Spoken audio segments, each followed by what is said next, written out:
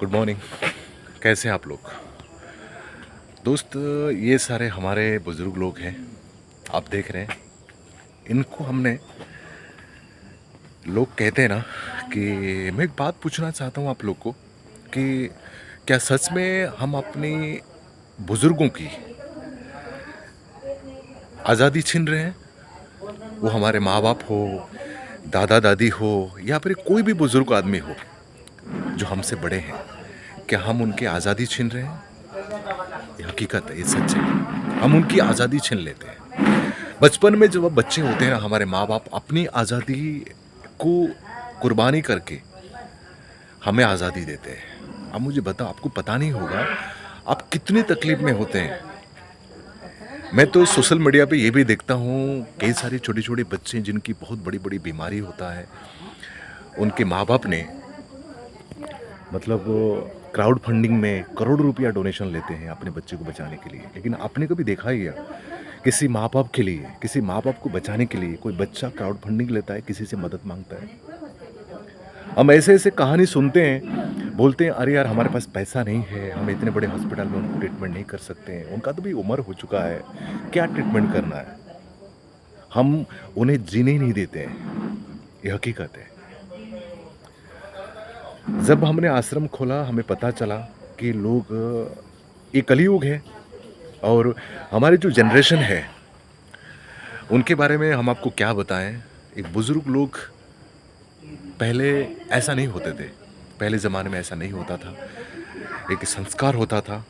और अभी के टाइम में जो लोग हैं, जो जनरेशन है, अपने माँ बाप को, बुजुर्गों को 1% भी इज्जत नहीं करते हैं। मैं आपको बताना चाहता हूँ, जो बुजुर्गों ने कमाया है, जो रखा है, जो बड़े बड़े सर्विस में थे, जिनको पेंशन आते हैं या फिर कुछ ज़मीन जायदाद रखे हैं, सिर्फ बच्चे उनको लेने के लिए उनसे प्यार करते हैं।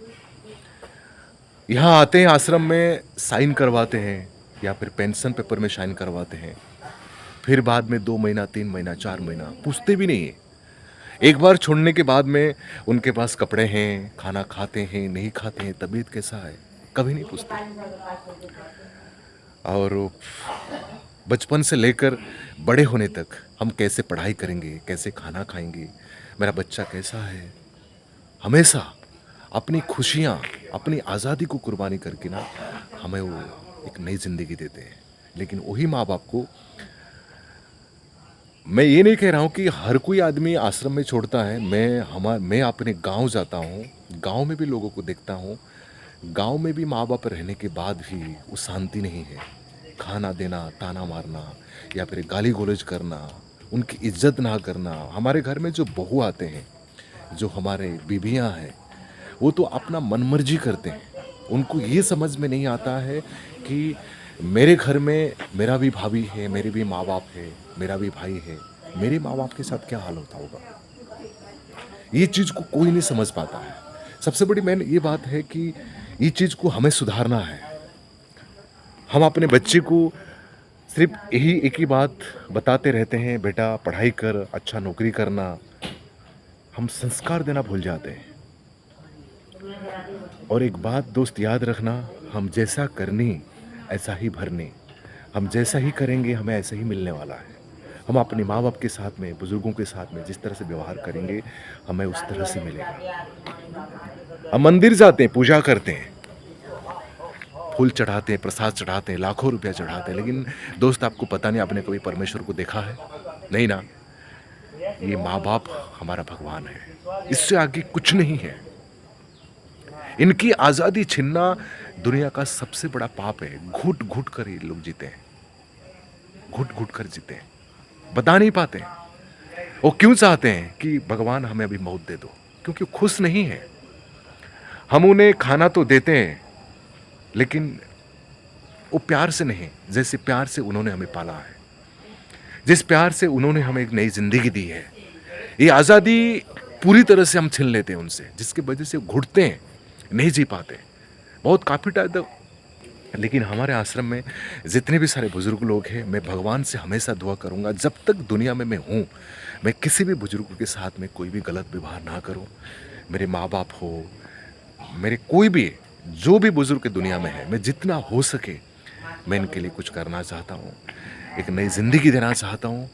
आज़ादी, मस्ती, खुशी भरा ज़िंदगी के साथ हमारे साथ में ज़िंदगी जिए, उनको जो भी खाना है, जैसा भी रहना है, जो भी है, मैं उनकी सेवा करना चाहता हूँ। बस आप लोगों की दुआ चाहिए, मैं आप लोग से यही विनती करना चाहता हूँ, कभी किसी बुज़ुर्ग इंसान को इस तरह से अपने माँ-बाप हो, कोई भी हो, अनदेखा मत कीजिए। उनको एक नई ज़िंदगी देने की आज़ादी दीजिए, राह दिखाइए। वो जीना चाहते हैं, हमारे साथ में खुशियाँ मनाना चाहते हैं, कुछ नहीं चाहिए उनको। बस 2 वक़्त की रोटी, हमारे साथ में खुशी से वो ज़िंदगी बिताना चाहते हैं। हम बस यही आपसे विनती करना चाहते हैं कि उन्हीं के वजह से हम हैं, नहीं तो हम नहीं हैं। उन्होंने हमें दुनिया दिखाया, हमें सब कुछ सिखाया, हमें हम ज़िंदा हैं, आज हम अपने पैर में मतलब अपने पैर से खड़े हैं, हम कुछ कर पा रहे हैं, तो सिर्फ़ उन्हीं की वजह से है। वो नहीं है तो दुनिया नहीं है। आप प्यार करना सीखिए। आप घर में मतलब डॉगी पालते हैं, जानवरों को पालते हैं, लेकिन आप अपने माँ-बाप को 2 रोटी देने में आपको तकलीफ़ होता है। मैं ये नहीं कह रहा हूँ कि आपको जानवर को पालना नहीं चाहिए, जानवर जैसे हैं, किसी भी जानवरों को आप देखते हैं रोड पे, तकलीफ़ में है, उनको मदद कीजिए। कोई भी बुज़ुर्ग आदमी तकलीफ़ में है, उसको मदद कीजिए।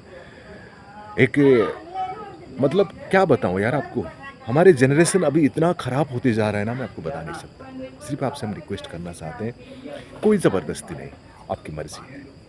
Thank you so much.